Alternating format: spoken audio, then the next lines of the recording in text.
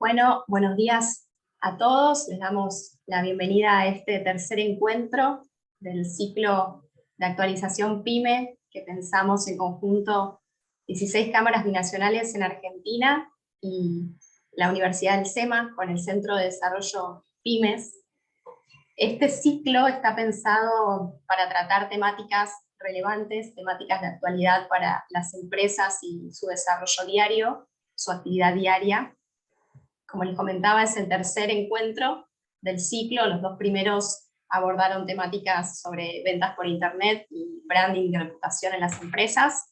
Y este tercer encuentro trata sobre un tema que afecta bastante a las empresas en su actividad diaria, que es la problemática laboral y la necesidad de poder negociar con actores clave en su día a día.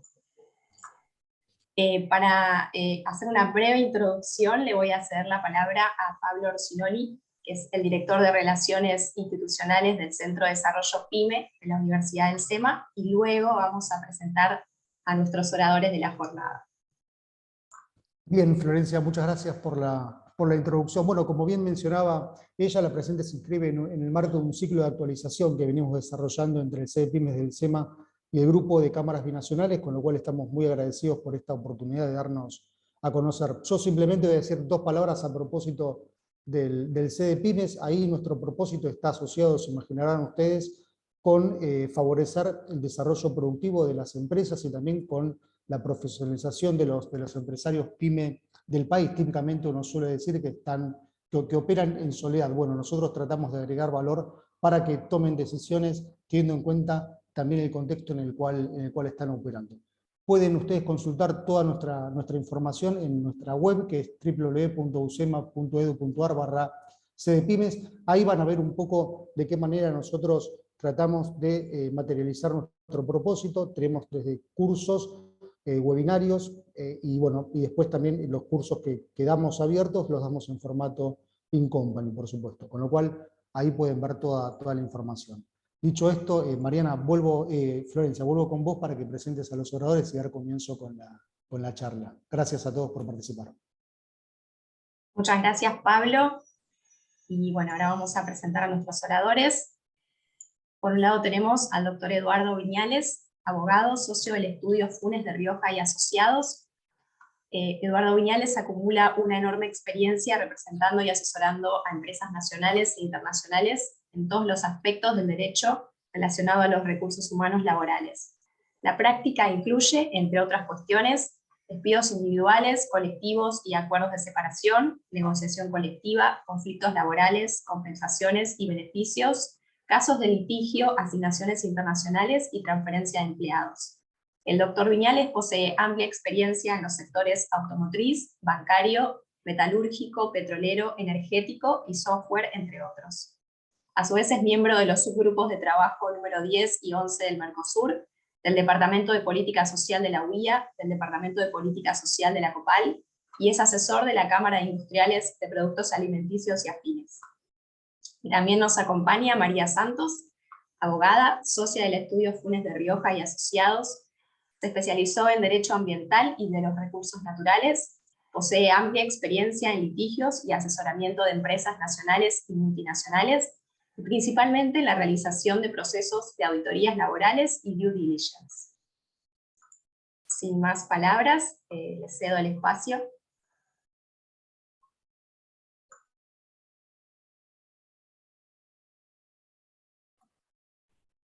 Eduardo, estás muteado. Buenos días a todos, bueno, los saludo, les agradezco la participación. Bueno, con Eduardo y la USEMA estamos preparando, este ya es el segundo curso que vamos a dar sobre la gestión de las relaciones laborales, específicamente orientada a otorgar una guía a las pequeñas y medianas empresas. Hago una pequeña introducción del curso y después vamos a ahondar un poquito más en algún contenido más teórico y práctico en este workshop. El curso que se va a dar el 19 de mayo van a ser 4 módulos, va a estar orientado justamente a brindar herramientas teóricas y prácticas a las pymes para encarar y resolver y manejar la problemática y los conflictos laborales que se puedan dar en la empresa, tanto desde el punto de vista individual, del día a día, es decir, temas como ausentismo y disciplina, cómo encarar despidos, como herramientas para manejar de la mejor manera el tema colectivo o gremial. La idea obviamente es brindar conocimientos técnicos y mecanismos prácticos para poder resolver estos conflictos que la realidad es que se dan a diario en todas las empresas. Vamos a analizar soluciones y proporcionar ejemplos de buenas prácticas, esa es la idea. El curso va a estar orientado en 4 grandes módulos en los que vamos a tratar diferentes temas de la actualidad laboral en la Argentina. Eduardo, si querés, te dejo un poco la explicación. Bueno, ahora sí, ahora se me ve, digamos, con el sol atrás, o algo parecido. Estoy en un lugar distante, con lo cual espero que la tecnología me dé una mano, pero hasta ahora lo he logrado. Bueno, como ustedes saben, este es un curso dirigido a aquellas personas que tienen manejo de recursos humanos o, como en el caso de las pymes, directamente los directivos, porque en muchos casos no hay una organización, digamos, no hay recursos, y directamente los propios dueños o directivos administran problemas de la diaria, ¿no? Uno de los temas que tratamos, obviamente, es el de las paritarias. Digamos, lo digo, vamos a ser más sistémicos en la presentación de los temas, pero digo, como temas que hoy están en la agenda de todo el mundo, creo que el más importante es la discusión salarial. Que es curioso, como en otros años, el Ministerio de Trabajo pone una pauta. Pone una pauta que en este año, en un principio era del 45%, ya off the record, el propio Ministerio de Trabajo habla que la pauta se ha extendido a un 52, 54 o 55%, pero de ninguna forma alcanzando los valores esperados del REM en cuanto a la inflación futura. En los últimos 2 años, los salarios perdieron contra la inflación promedio entre un 15 y un 18%. Todo hace suponer que esta lógica se va a mantener. Detrás digamos, de estos anuncios que ustedes leen, que ven, si la bancaria va al paro el jueves, qué va a hacer Camioneros, o qué firmó convenio, Comercio últimamente, ustedes habrán leído que firmó un acuerdo de 59.5%, tiene que ver mucho la interna sindical, el tema eleccionario, Comercio va a elecciones. Toda esa realidad la vamos a ir analizando y viendo cuál es el impacto en la práctica en los negocios pyme. Una de las cuestiones fundamentales es el arranque. Los sindicatos están pujando para que el ingreso se dé en el primer trimestre o el segundo, digamos, pero de alguna manera estos 45, 50, 55% de incremento que se vea plasmado durante el 2022. Esta es quizás una de las mayores batallas que vamos a tener y sobre la cual vamos a discutir. No todos los sectores son iguales, algunos son más amigables que otros, ¿no? Vamos a ir también analizando las nuevas modalidades de trabajo. A mí me encanta leer los diarios cuando veo que algunos dirigentes del gobierno y algunos sindicatos hablan que no queremos una reforma laboral, ¿no? Esto quiere decir que se asume que lo que está hoy vigente es bueno. Si vos no querés modificar, estás contento con lo que tenés. En realidad, los indicadores laborales son malos en la Argentina, indican una informalidad del 40%, una dificultad de acceso al empleo enorme, preponderancia por el empleo público, escaso movimiento en el sector privado. Hay un montón de ideas, de cosas que se pueden hacer sin tocar legislación de fondo, me refiero, sin afectar derechos. Y eso es un poco la discusión que propiciamos como una agenda posible con el sector sindical. Más fácil con el sector sindical que con el gobierno. ¿Por qué? Porque ya hay sindicatos que advierten que con este sistema de trabajo pierden afiliados. Pierden de alguna, si quieren egoístamente, pierden cápitas.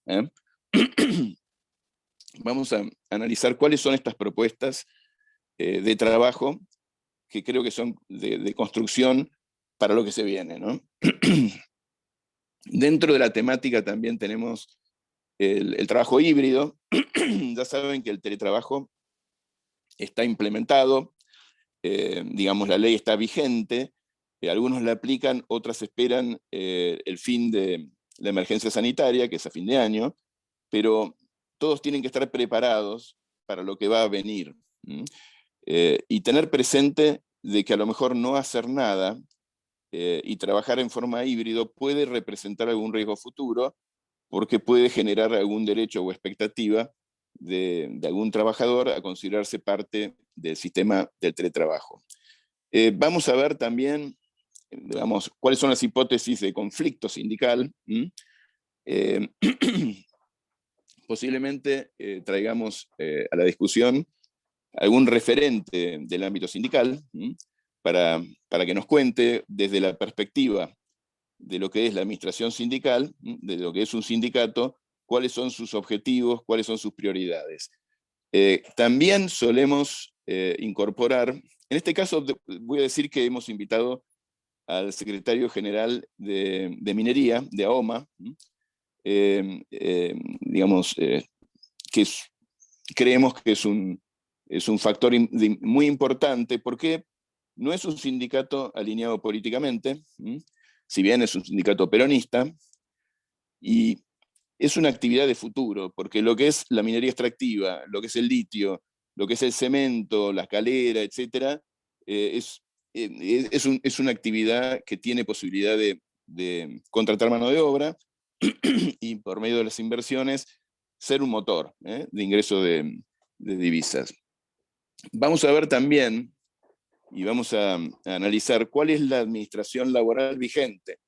Hoy tenemos, digamos, principalmente provincia de Buenos Aires y Nación. Vamos a hablar con algún funcionario que nos cuente también cuáles son los proyectos, cuál es la visión que tiene la administración pública nacional y provincial.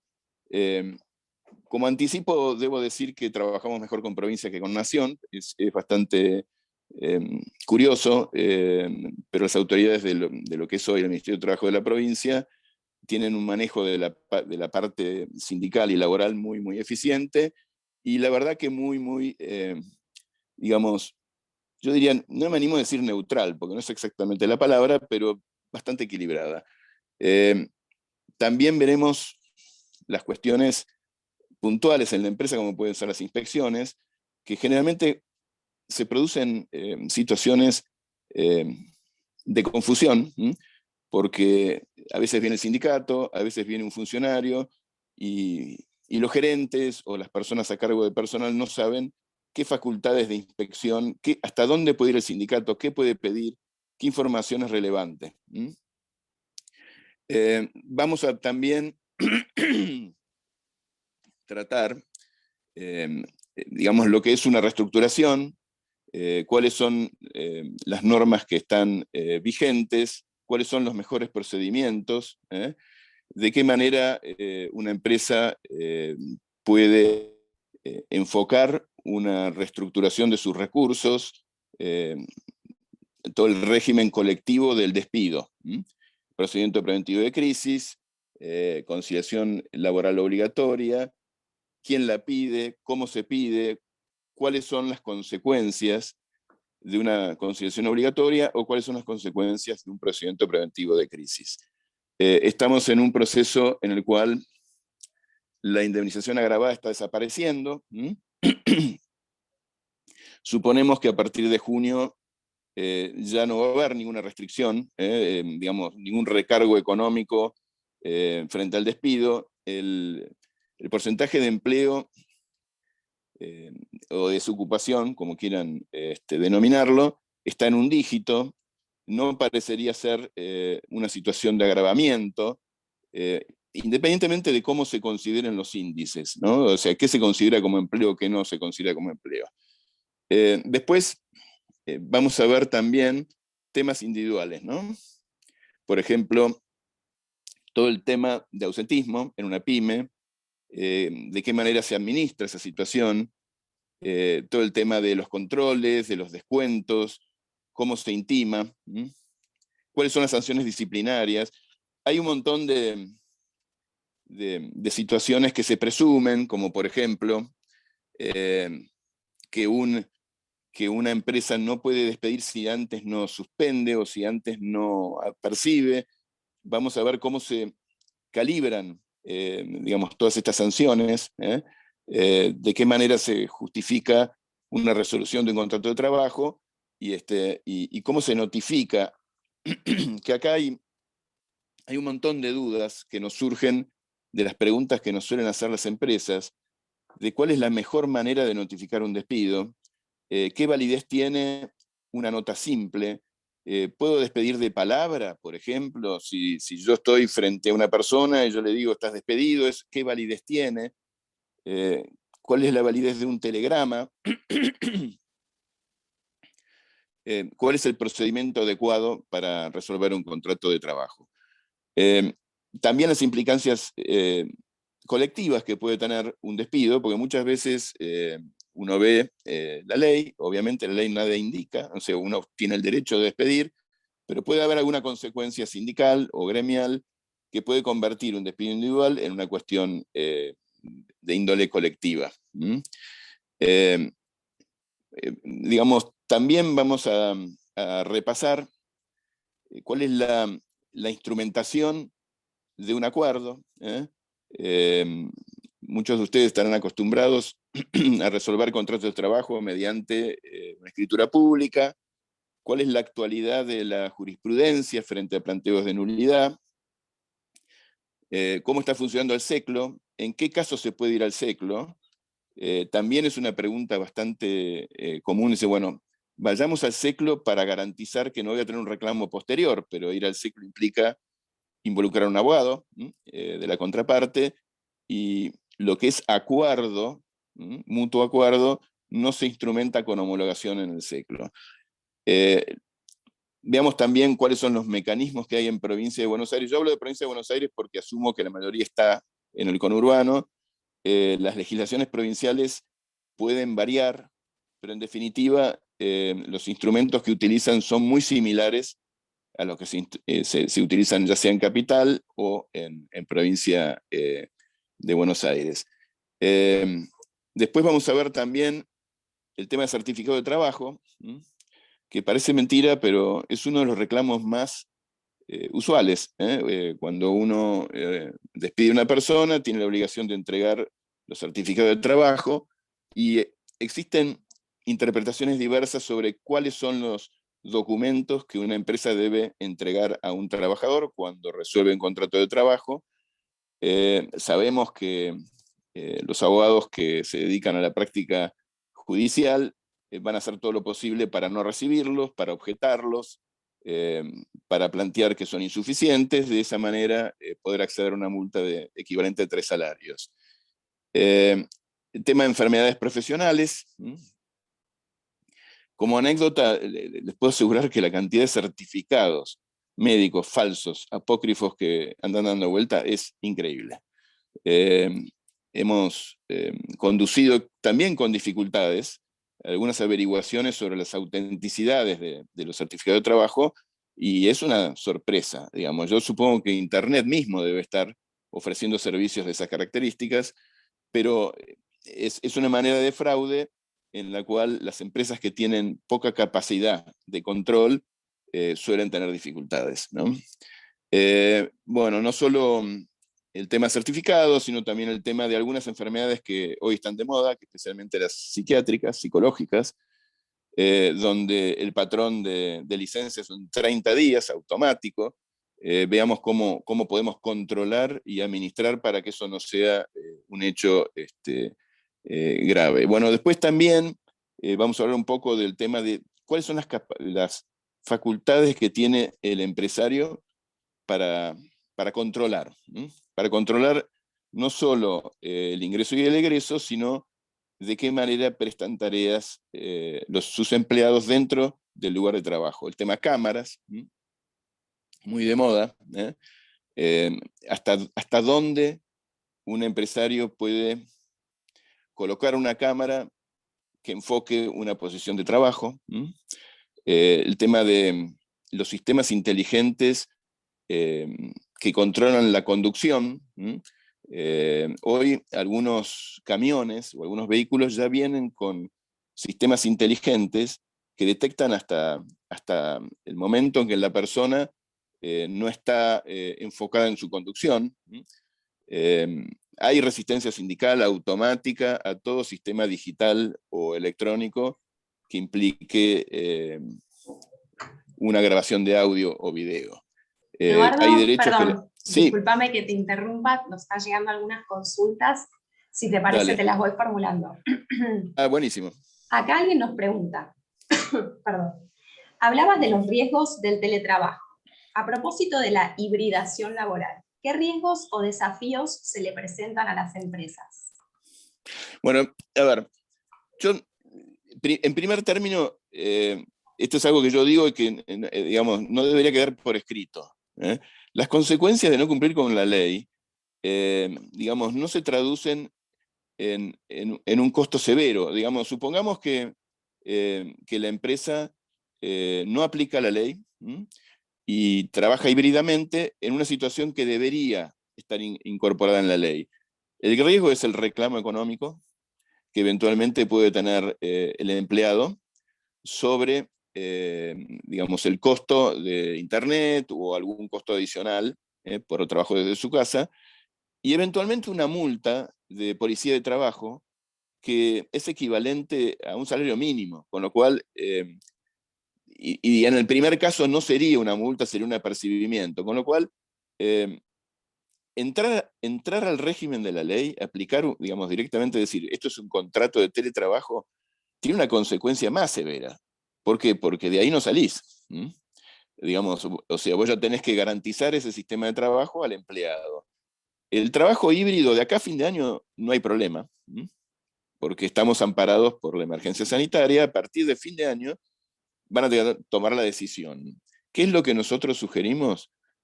El que va a trabajar híbridamente, que no haya una obligación de determinado día de presencialidad, que en definitiva la oficina está abierta, y de acuerdo a la función que cumple el empleado pueda concurrir o no.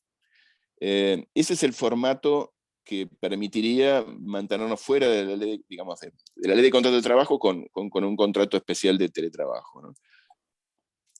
Pero nosotros alguna nota escribimos, generalmente lo dejamos de alguna manera previsto. Sí, Eugenia. Eduardo, sí, si les parece bien, nosotros hicimos una breve presentación en relación al teletrabajo, que va a ser uno de los temas que vamos a desarrollar en el curso. Si quieren, comparto pantalla, es un PowerPoint muy breve para contextualizar esto de la ley de teletrabajo que explicaba Eduardo, brindarles a ustedes como cuál es el estado actual de la ley, de la reglamentación, y después, si les parece bien, volvemos a las preguntas que tengan en relación a este tema concreto. Se lo podemos dar esto, para que lo vean. Los podemos compartir después sin ningún problema, pero un poco como para contextualizar y saber cuál es la situación en la que estamos hoy en la Argentina. La ley de teletrabajo desde el 2020 se reglamentó en enero del 2021 y comenzó a tener vigencia en abril. La ley en concreto define cuándo va a haber teletrabajo, y acá está esto ambiguo que decía Eduardo, porque la propia ley dice que, digamos, cuando la realización de los actos o de la prestación laboral se realice parcial, total o parcialmente en el domicilio de la persona que trabaja. Entonces, acá es donde todos estos sistemas de trabajo híbrido, que son lo que viene en el futuro del trabajo, tienen que ser analizados, y cada empresa tiene que tomar una decisión en relación a cómo va a a implementar o cómo va a encarar estas nuevas modalidades de trabajo. ¿Por qué? Porque la ley de teletrabajo se refiere especialmente también a cuando la prestación es parcial, ¿sí? Bueno, la ley también dice cuándo no va a ser aplicable, que son los casos en los que se realice una tarea en el domicilio del empleado en forma absolutamente ocasional o en forma esporádica, ¿sí? O que sea justificado por alguna circunstancia excepcional. Solamente en esos casos la ley de teletrabajo y su reglamentación no resultaría aplicable. La ley de teletrabajo y el decreto reglamentario específicamente establece que el contrato de teletrabajo tiene que tener una jornada que tiene que estar pactada por escrito. Entonces, acá, primera conclusión, el contrato de teletrabajo tiene que ser escrito, ¿sí? La ley y la reglamentación después establece también que obviamente la jornada que se pacta no puede ser superior a la jornada máxima legal, y hay un tema con el derecho a desconexión, que fue reglamentado, se menciona en la ley bastante pobremente, y después la reglamentación viene a echar un poquito más de luz, en donde se habla del derecho a desconexión, la persona no tiene obligación de contestar mails ni de conectarse fuera de la jornada laboral. Ahí la reglamentación dice que cuando hay diferentes usos horarios entre cuando la empresa lo requiere, bueno, esto se le puede pedir a la persona, se le puede enviar mail, sin embargo la persona los puede responder solamente dentro de su jornada. Hay toda una cápita relacionada a las personas que tienen tareas de cuidado, de personas menores de edad, o de personas con discapacidad, etc. La ley, la reglamentación les da derecho a interrumpir la tarea por estas tareas, justificado por estas tareas de cuidado. La reglamentación le impone la obligación de notificar virtualmente al empleador cuándo se va a desconectar, o sea, cuándo va a interrumpir la tarea por las razones de cuidado y cuándo va a retomar esas tareas, ¿sí? La ley de teletrabajo y la reglamentación habla de dos requisitos básicos importantes y no menores al momento de definir, como decía Eduardo, si conviene o no, o cuál es la mejor decisión para la empresa en relación a entrar en un régimen de teletrabajo. Una es la voluntariedad, o sea, el traspaso de una persona que trabaja en una posición presencial a una posición virtual o de teletrabajo, tiene que ser voluntario, y vuelvo al tema de que es necesario un contrato escrito porque debe ser prestada esa voluntad por escrito. Y otro tema fundamental es el tema de la reversibilidad. ¿Esto qué significa? Que una persona que trabaja en una posición presencial para pasar a una modalidad de teletrabajo puede ser revocado por el empleado en cualquier momento de la relación, decía la ley. Esto la verdad es que implica un riesgo enorme. La reglamentación aclara que esto tiene que ser, obviamente, mientras sea posible, digamos, que no sea de imposible cumplimiento para la empresa, y da como ciertas pautas, que son estas de que el empleado, al solicitar el volver a su antigua posición presencial, tiene que dar una motivación de eso, o sea, explicar por qué. Esta motivación tiene que ser posterior, o sea, tiene que ser sobreviniente, ¿sí? Y la empresa tiene que cumplir con esta obligación dice la ley, en el menor plazo posible, con un plazo máximo de 30 días.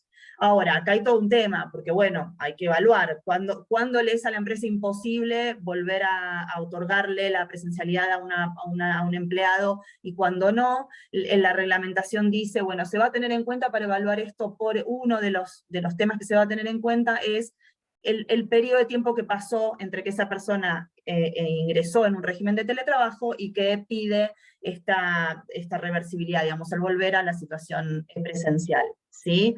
La reglamentación aclara que las personas que de inicio de su relación laboral hubiesen ingresado en el régimen de teletrabajo no tienen derecho a esta opción de pedir una posición presencial, digamos. No hay reversibilidad cuando el contrato inició como teletrabajo. Otro tema importante, y que acá también es un tema de evaluar por las empresas, es el tema de todos los elementos de trabajo. Hay que brindar todas las herramientas, el soporte de hardware, software, el equipamiento y demás. La empresa obviamente, que tiene todas las obligaciones a su cargo por el uso y el mantenimiento, los desperfectos. Esto está específicamente establecido en la ley y en la reglamentación.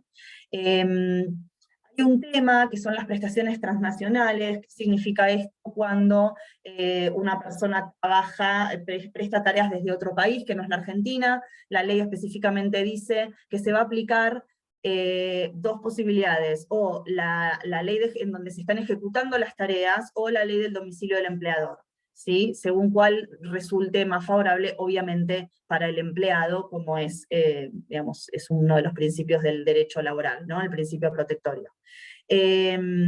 Habla también de las personas que no son residentes en el país. En este caso, la ley requiere como una autorización del Ministerio de Trabajo, ¿sí? Bueno, esto un poco ya lo expliqué, que la verdad que la reglamentación, el decreto reglamentario, introduce este tema porque el derecho a la desconexión había quedado muy amplio en la ley original, generando muchísima contingencia para las empresas. Entonces la reglamentación establece esto de que cuando hay una jornada, cuando hay diferentes usos horarios, bueno, entonces, digamos, el derecho a la desconexión digital está más limitado, ¿sí? Se puede pedir al empleado, obviamente, que conteste mails o que preste tareas en determinados horarios. Bueno, y para terminar, algunos comentarios que Eduardo ya empezó, digamos, había hecho recién. ¿Qué es lo que están haciendo las empresas ahora? Y mientras tengamos, si bien no tenemos restricciones de circulación, la emergencia sanitaria está vigente hasta diciembre de este año. Las empresas no están ingresando, salvo casos específicos y determinados, dentro del régimen de teletrabajo, y lo que viene es justamente el trabajo híbrido. El trabajo híbrido aparece ahora, creo que todos lo deben saber, también como una exigencia y como una expectativa, sobre todo del empleo joven, ¿no? La realidad es que uno como empleador puede negarse, son más bien modalidades o tendencias para la retención del talento. Todas las empresas están generando mecanismos jurídicos, que es lo que nos piden, para poder acceder a esta retención de talentos y a este beneficio, por decirlo de algún modo. Lo cierto es que se puede tener un régimen de trabajo híbrido sin ingresar en un régimen de teletrabajo formal, por decirlo de algún modo, básicamente quizás poniéndolo por escrito, el lugar de trabajo tiene que seguir siendo la empresa, y sin que implique teletrabajo, darle como beneficio la posibilidad de determinados días prestar tareas desde la casa, ¿sí? A ver, esto también tiene contingencias, y Eduardo, acá si querés, un poco lo podemos desarrollar en función del tema. Hay algunos riesgos, como por ejemplo, riesgos concretos, digo, más allá de esto que decía Eduardo, de un posible reclamo y de una multa de policía laboral.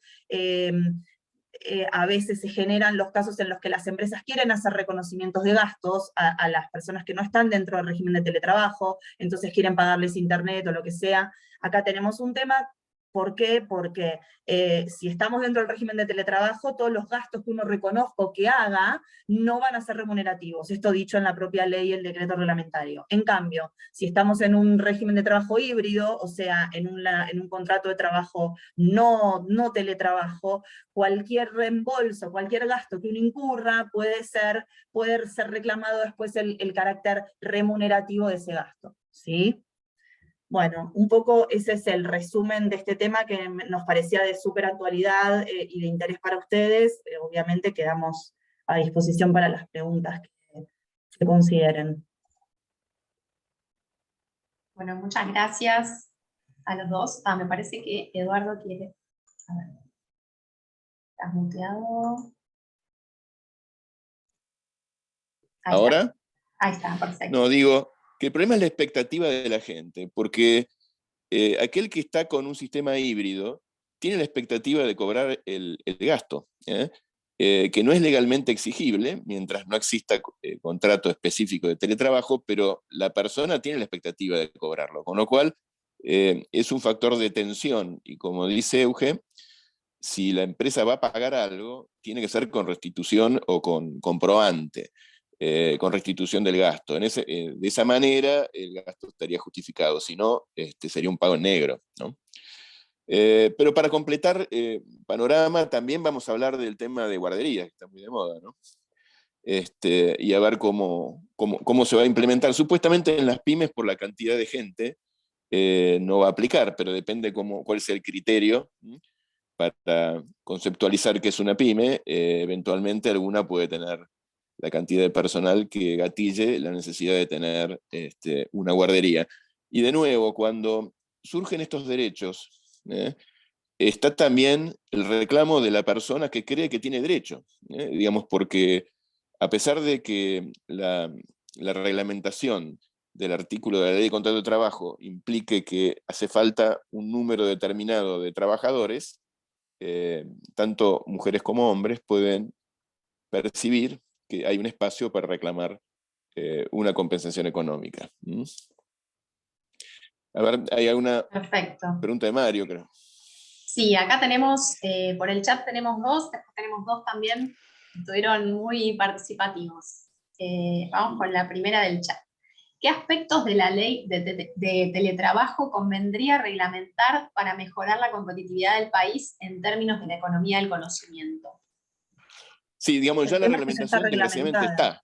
está, ya está. Claro. Digamos, trabajamos bastante en mejorar la ley, digamos, especialmente el doctor Funes de Rioja por su pertenencia, digamos, su representación del sector empresario, obtuvo algunas mejoras. Yo creo, digamos, lo más grave, yo lo hablo bastante con funcionarios que lo comprenden, es la pérdida de la oportunidad de capturar un montón de trabajadores que no están registrados y están trabajando para afuera. No sé, ¿ustedes les ocurrirá? Yo tengo mis hijos, que, digamos, o conocidos o amigos, que fácilmente buscan empleabilidad en forma remota y trabajan, digamos, desarrollando productos o dando servicios y cobrando, no sé, en Uruguay. Digamos, se pierden oportunidades, el fisco no cobra, hay precariedad de alguna manera porque no hay prestaciones de la seguridad social, con lo cual yo creo que eso hay que abordarlo. La tecnología está determinando que, de nuevo, no quieren reformas laborales, pero esto es una adecuación a una tecnología determinada, ¿no? Son cuestiones que yo creo que van a ser inevitables que las discutamos. Totalmente. Vamos con una pregunta que no estaba en el chat y nos consultan sobre los problemas que aparecen en el solapamiento entre los aumentos que reciben personas que quizás están bajo convenio y las personas que no están en un convenio específico. Si ustedes tienen como conocimiento. Sí, obviamente, digamos. Yo digo, en algunas actividades industriales, me animo a decir, por ejemplo, químicos, digamos, percibe una remuneración mayor un empleado dentro del convenio que uno fuera de convenio. A ver, en lo que es metalúrgicos ya está previsto, o sea, directamente el convenio colectivo determina que un supervisor va a ganar más. En otras actividades esto no está previsto y es una realidad, porque los fuera de convenio no tienen quien los represente, con lo cual su capacidad de negociación es cero. Y sí, mira, la verdad es que eso es lo que está ocurriendo, digamos, que un trabajador dentro del convenio defiende sus intereses, un sindicato que tiene capacidad de negociación, y un empleado administrativo no la tiene. Es una realidad, hay reclamos judiciales, en muchos casos, y dependerá del criterio que tenga el juez, de si en definitiva existe lugar a una equiparación salarial, ¿no? Pero es un tema, obviamente es un tema. Bien. Aquí tenemos una pregunta de Mario en el chat que dice, ¿qué tipo de gastos reconocidos en el caso de teletrabajo? Los gastos que se reconocen. Bueno, ¿cuáles deberían ser? A ver, obviamente Internet, ¿no? Que hay de nuevo la casuística, porque si el teletrabajo es parcial, la ley no dice si el Internet que tengo que pagar es proporcional al tiempo que teletrabajo, pero en definitiva todo hace suponer que el pago es completo. Después, no hay una fórmula prevista para calcular cuál es el gasto energético, gas, etc. Es un valor arbitrario que seguramente algún convenio colectivo lo va a regular. La ley refiere siempre a convenio colectivo, la ley de teletrabajo. Ahora, ¿qué convenio podría llegar a discutir esto? Solo comercio, porque en lo que es servicios, comercio y servicios tenemos teletrabajo. Difícilmente una industria es colateral el trabajador que eventualmente puede teletrabajar. Digamos, lo que es industria es presencial, ¿no? Pero los gastos, digamos, no están estipulados cuáles son ni cómo se calculan. Con lo cual, si no se negocia colectivamente en un convenio, será una atribución de la empresa calcular un valor razonable. Que tampoco sea tan elevado, porque después existe el tema de decir, bueno, yo te reconozco un gasto mayor para que no pagues ganancias. Digamos, hay algún truco ahí. Perfecto, Eduardo. Y tenemos una pregunta más que mencionan. Respecto al tema de inspecciones, ¿qué información sería relevante tener en cuenta para las pymes? A ver, es común que la inspección, cuando viene del Ministerio de Trabajo, sea producto de una denuncia sindical, ¿no? O de la comisión interna, o de alguien del sindicato que denuncie y pida la inspección. Lo que hay que tener presente es que si el inspector viene con un funcionario de un sindicato, no se le puede impedir el ingreso, si no, sería obstrucción digamos, a lo que es la administración laboral, y eso tiene una multa. Lo que no debe entregarse es acceso del sindicato a información que no sea estrictamente de sus representados. Por ello, en definitiva, solo la información de los representados por el sindicato. El inspector sí puede tener acceso a toda la información laboral, incluso la remuneración de los gerentes, o lo que, digamos, la nómina reservada. Las inspecciones no son tan inteligentes. O sea, la posibilidad de detectar si, por ejemplo, si un vendedor que está excluido de convenio debería o no debería estar dentro de convenio, o si las categorías que la empresa adjudica a sus trabajadores son las correctas, ese tipo de, digamos, de determinación o información no es materia de inspección. Muchas veces los sindicatos intentan justificar o probar o acreditar mediante una inspección este tipo de situaciones de hecho, pero eso no es posible. En definitiva, el inspector va a ir con una idea sesgada. Generalmente van con la impronta que le da el sindicato, buscando personal eventual,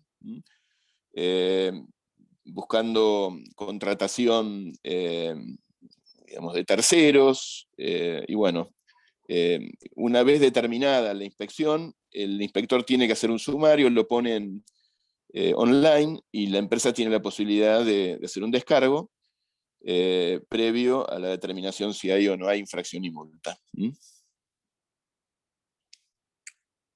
¿Hay alguien más? Pablo, Marcelo. Sí, acá. Habló en su ¿Qué dice? momento de los certificados de salud apócrifos y la problemática Sí. de los mismos para los empleadores. ¿Qué herramientas tenemos ante este tipo de certificados que son presumidos, que se presume no son reales, los más complejos, los de salud mental? Sí, digamos, el tema con salud mental, el problema no es el certificado apócrifo, sino la liviandad con la cual los psiquiatras otorgan licencias sin diagnósticos. Contra eso, lo único que pueden hacer es contar con un sistema de control que sea adecuado, y con un profesional que rectifique, que permita discutir el valor del certificado. Pero eso no es apócrifo, eso tenés un médico que te dice, hay 30 días de licencia. Sabemos que los síntomas son simulados, o sea, ahí no hay otra manera que discutir con otro profesional.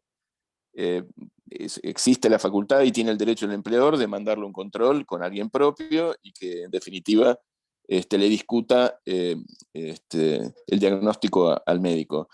El tema grave es los certificados falsos, los sellos robados o apócrifos, y que a veces usan matrículas de médicos que sí, que son verdaderas, pero que el médico no atendió a esa persona ni firmó el certificado. Frente a eso, cuando uno tiene dudas de un certificado, que a veces son bastante groseros, porque o tienen una fecha modificada o dan el aspecto de que no es verdadero, es ir a hablar con el médico, intentar ver dónde trabaja, contactarlo, es un trabajo, ¿no? Pero intentar certificar que ese sello no es válido o esa firma no es de él. Eso es un delito. Automáticamente el médico mismo debería denunciarlo porque hay alguien que se apropió de su matrícula. Algo parecido ocurre con los certificados de educación. Los convenios colectivos que tienen adicional por título, ahí sí habría que tener algún trabajito ahí de investigación, porque les puedo asegurar que hay infinidad de títulos falsos. Ha habido un negocio con el tema del título secundario, porque en muchos casos, por ejemplo, en la industria química es 20% del salario. Con lo cual hay títulos falsos dando vuelta. También hemos descubierto un montón de situaciones de esas, hemos hecho denuncias, y bueno, en eso estamos. Agrego una cosita, digamos, para terminar o para aclarar esto que decías. Como primera herramienta que puede tener una pyme que quizás no tiene, digamos, un sistema de medicina contratada, es esto que decía Eduardo, ¿no? Frente a cualquier certificado, esta herramienta de control médico, las empresas en general no la usan. Reciben los certificados y la realidad es que la empresa tiene por ley de contrato de trabajo la facultad de pedirle a ese empleado, si tiene alguna duda, si le parece que la licencia, olvidándonos del certificado, digamos, de la forma del certificado, si tiene alguna duda con el diagnóstico, con los días de licencia que otorgó, la empresa está en todo su derecho de pedir una segunda opinión, o sea, se le contesta, se lo intima por carta documento a presentarse un control médico en X especialista. Entonces, eso ya es una herramienta que tiene la empresa para combatir, obviamente, los certificados falsos, porque ahí también va a surgir, sino también para combatir como esta cosa de sobre licencias, patologías que quizás no son de la gravedad que parecen. Es una herramienta de control que la realidad es que, sobre todo la pyme, quizás las empresas grandes sí la usan más porque tienen servicios de medicina laboral contratados, pero la pyme no la usa, y la realidad es que el ausentismo es uno de los costos más grandes que tiene, digamos, es un costo laboral muy grande. Entonces, sí como herramienta para tener en cuenta y para ser utilizada a diario, digo, ¿no? El control médico. Perfecto, muchas gracias por la aclaración, es muy importante. Acá tenemos otra consulta que dice, ¿las denuncias son en el ámbito laboral o penal? ¿Qué tipo de denuncias? Bueno, cuando uno tiene ya la certeza y acreditado que un certificado médico es falso, el médico debería hacer una denuncia penal, la empresa podría hacerla también, pero a su vez tiene la posibilidad de sancionar con un despido. Es una falta muy grave, porque es una defraudación. Con lo cual, la empresa generalmente lo que hace no se mete en una denuncia penal, avisa al médico que alguien está utilizando su matrícula y despide con causa. Perfecto. Y la última pregunta, porque ya nos estamos acercando al horario, dice, ¿cómo se puede hacer en el caso de entidades sindicales que generan puestos adicionales en sus comisiones directivas, por ejemplo, 4 vocales suplentes, cuando solo tienen un titular, de manera de ocupar mayores cargos con protección sindical en empresas? ¿Cómo se puede acceder a su estatuto para verificar si las designaciones son coherentes? Sí, digamos, vocales, congresales, digamos, y todas esas posiciones a los efectos, como bien dice el que pregunta, de generar tutelas sindicales donde no las hay. Los estatutos están todos en la Dirección de Asociaciones Sindicales del Ministerio de Trabajo de la Nación, con lo cual ahí tienen que ser consultados. A veces en biblioteca hay cierta dificultad para acceder, en la biblioteca me refiero del Ministerio, pero acceder a esos estatutos, pero tienen que estar disponibles en la dirección. Sabemos que en muchos casos los sindicatos comunican más que vocales, congresales, que no ser, digamos, que en definitiva es simplemente otorgar tutelas sindicales. El estatuto tiene que estar aprobado por el Ministerio y debería tener cierto sesgo de razonabilidad. O sea, por ejemplo, no admitir suplencias como las que mencionan, pero puede ocurrir. El estatuto hay que consultarlo en la dirección. Bueno, perfecto, no tenemos más preguntas. La verdad creo que fueron bastantes, así que se han sacado las dudas. De todas maneras, les recordamos que tanto este workshop como los dos anteriores tratan temáticas que van a ser abordadas y profundizadas en estos cursos cortos que dicta la universidad, así que pueden acceder a la página para consultar la temática extendida de estos cursos, y recuerden que tienen beneficios importantes por pertenecer a cámaras binacionales, descuentos para tomar estos cursos. No me queda más que agradecer de mi parte y de parte de todos mis colegas de estas 16 cámaras binacionales que organizamos juntos con el Centro de Desarrollo Pymes de la Universidad del SEMA, por haber asistido, a todos ustedes. Les recordamos que el próximo encuentro, el cuarto, va a ser en el mes de mayo, el día 17 de mayo, en el mismo horario. Ya les haremos llegar la información. Así que bueno, les deseamos a todos un buen día. Pablo, ¿querés mencionar algo adicional? Pablo Orsinoli. Bueno, gracias Florencia. No, me parece que fue un workshop bien completo, dinámico, con lo cual muy contento. Les agradezco a todos la participación. Les recuerdo que este workshop comienza el próximo 19 de mayo. Se va a dar en formato webinario, y que las empresas socias, como bien decía Florencia, de las cámaras binacionales, tienen un descuento del 20%. Así que bueno, lo van a estar coordinando María Eugenia y Eduardo, así que un placer tenerlos hoy con nosotros. Dicho esto, bueno, los saludo y bueno, mil gracias por haber participado. Muchas gracias a ustedes. Saludos Un placer. a todos. Gracias, Saludos. Muchas gracias. Chao, chao. Muchas gracias. Adiós.